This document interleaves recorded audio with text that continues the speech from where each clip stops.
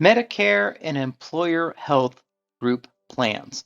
Now, when we say employer health plans, we're really meaning you get health insurance through some sort of a group.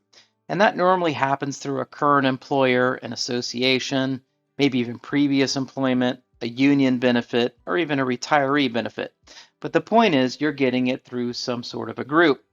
Now, when you turn age 65, you're going to have a decision to make, and that decision has to do with Medicare, because you're going to learn that Medicare has monthly premiums and it has annual deductibles.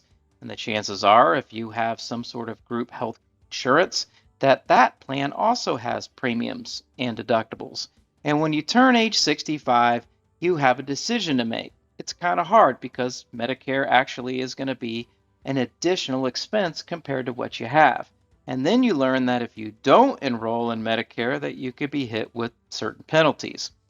And so when it comes to employer group health care, you have to first determine this. You have to determine whether your current coverage is considered creditable. Now, what creditable means is that your current coverage is at least as good as what Medicare provides. And if it is as good as what Medicare provides, you can actually decide not to enroll in Medicare. However, if it's determined that it is not as good as what Medicare covers, then you'll be right back to where you started and you'll have to enroll in Medicare if you want to avoid penalties. But let's talk about the person that has creditable coverage. It is true that you can keep what you have and you can enroll in Medicare at a later date. And unfortunately, this is what a lot of people do. But the question that we're going to address in this video is that a good decision? So let's jump into it. Now, the best thing you can do is really weigh out, the pros and the cons based on what you currently have. Now, most people don't look at Medicare and then add in the cost of maybe getting some extra coverage and then compare that next to the current health insurance plan. And if they did that, they would probably realize the better deal would actually be to enroll in Medicare. However, most people just avoid it altogether and they don't want to listen to the Medicare message and they just feel like they can put it off for a later day and they do it at their own peril and they just keep what they have. And there's nothing wrong with that, but you really should look at it. And in some scenarios, there's certain health insurance plans that require you to enroll in Medicare even though your coverage is still creditable. You'll have to talk to your benefits administrator to see if that's the case. So let's dive into what it looks like to really have both Medicare and group health insurance. So you'll have to determine based on your situation who's going to pay first and who's going to pay second.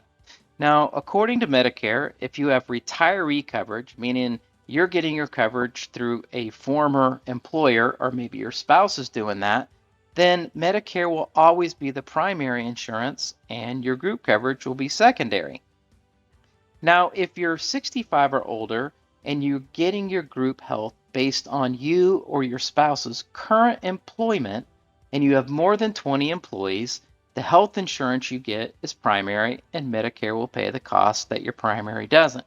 And if it's less than 20 employees, well, the opposite is true.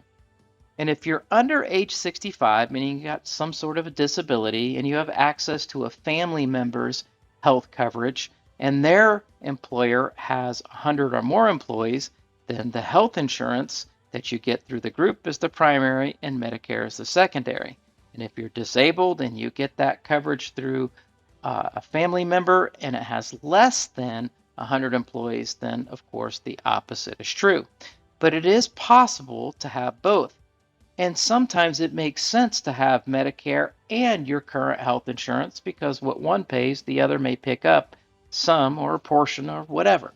So you should look at that. Now, if you look at the cost of Medicare, you'll realize that the average premium is only $174.70 a month in 2024. And you only have to pay the first $240 of medical bills before they begin to pay 80%.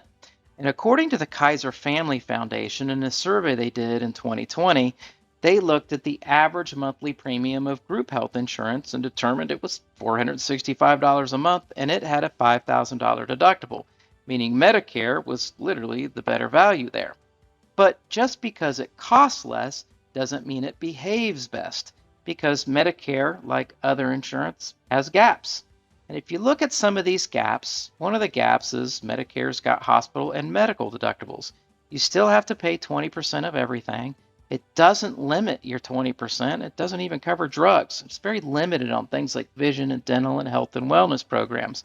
So most people that go on Medicare really need to look at buying some extra coverage to go with their Medicare. And if you add these things together and you look at averages, you're going to find out that the better value is still with Medicare compared to what the average person is paying just for their group health care. So normally it makes a lot of sense to enroll in Medicare and not have both. But it's not the case for everybody. There are always exceptions to this rule. Now, while there are many exceptions, the most common exception is something called IRMAA, or Income-Related Medicare Adjusted Amount. Now, the average monthly premium for Medicare is $174.70 a month. However, if you're a single person that made more than $161,000 2 years ago, or you did a joint filing and it's greater than $322,000, then your Medicare won't be $174.70 a month. It'll be $454.20 a month. And in that scenario, it probably won't make sense to enroll in Medicare if you have access to group health care. Now, one of the other things most people don't do is they don't take the time to really look at their current health insurance. They don't look at what it costs them. They don't look at the annual deductible. They're unaware of what the maximum out of pocket is. They don't know what they pay when they go to the doctor, the hospital, maybe an emergency room visit. They don't dive into vision and dental benefits or any extras. And if they do that and they compare that next to Medicare with some extra coverage, you will always get a clear winner. One of these will really stand out over the others. One of them will cost less and perform better than the other. It normally isn't ambiguous at all. And to help you do that, we recommend grabbing some advice from a local Medicare pro that does this for a living. And you can find a list of Medicare pros on our website at resourcemedicare.com.